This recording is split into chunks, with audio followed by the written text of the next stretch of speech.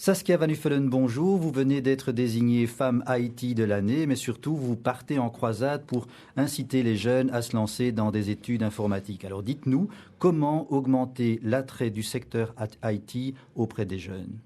Je crois que c'est effectivement de parler avec eux, de les écouter et d'adapter le raisonnement que les jeunes ont avec l'orientation que les sociétés ont prise.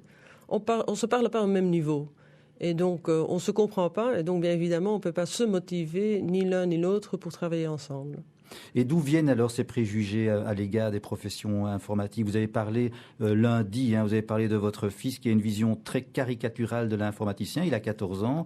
Il voudrait faire des études d'économie, avez-vous dit, et il voit l'informaticien vraiment comme une personne un peu sombre, un petit peu grassouillette sans doute, avec des lunettes et qui ne quitte jamais son bureau. Alors, qu'est-ce qu'on peut faire pour éviter cette image ? Malheureusement, c'est une image, donc c'est une perception. Une perception, ce n'est pas évident à changer. C'est un préjugé. C'est un préjugé, donc ça prend du temps. Et je crois que c'est une responsabilité de beaucoup de gens aussi de la façon qu'on fait du média. Parce que quand on présente les choses d'une façon négative et on dit ce n'est pas ça, et ce n'est pas ça, et ce n'est pas ça, bien évidemment, à la fin de la présentation, les 3 points qu'ils ont retenus, c'est ce qu'ils ne savent pas. Donc, tout d'abord, c'est une question d'adapter, et on sait tous que les informaticiens ne sont pas nécessairement les meilleurs communicateurs, mais de urgemment adapter toute la partie communication et médias autour de l'informatique. Alors maintenant, on va peut-être essayer d'évoquer les salaires pratiqués. Est-ce que vous pouvez parler de minimum ou de profil pour certaines fonctions De nouveau, il faut donner quelques idées. Oui. Ça peut attirer les gens, je vais vous dire.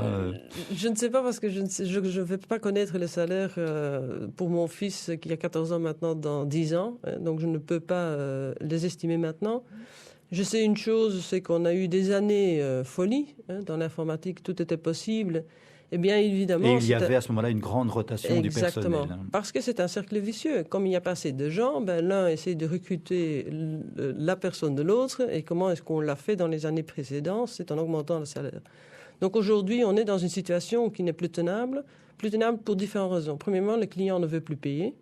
Deuxièmement... Ou ne peut plus payer. On ne peut plus payer, donc le niveau de prix demandé.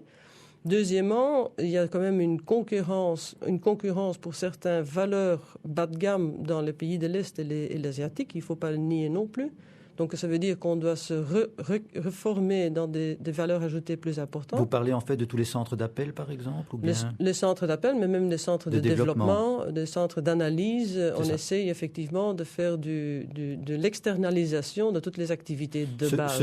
Ceux qui écrivent des lignes de code, comme on dit. Des lignes de code, des centres d'appel, mais même des analyses dans certains contextes.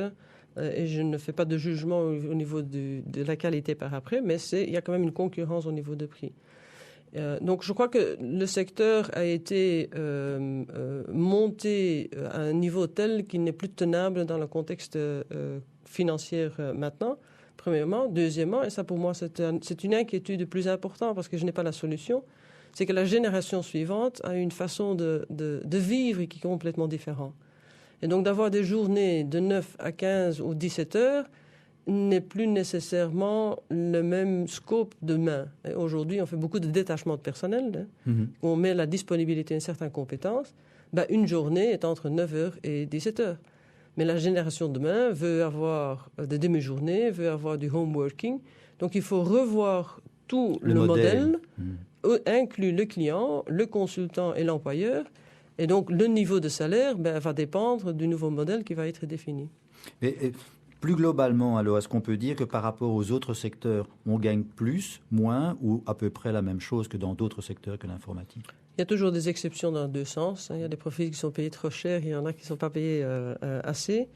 Je crois qu'on est payé correctement, pour autant que la personne en question peut effectivement livrer la valeur ajoutée et que les clients sont prêts à payer pour cette valeur ajoutée. Et ça, c'est une responsabilité qui est aussi chez l'employé et pas nécessairement seulement chez l'employeur. Peut-on dire que la crise est terminée dans le secteur IT et que maintenant on engage véritablement ?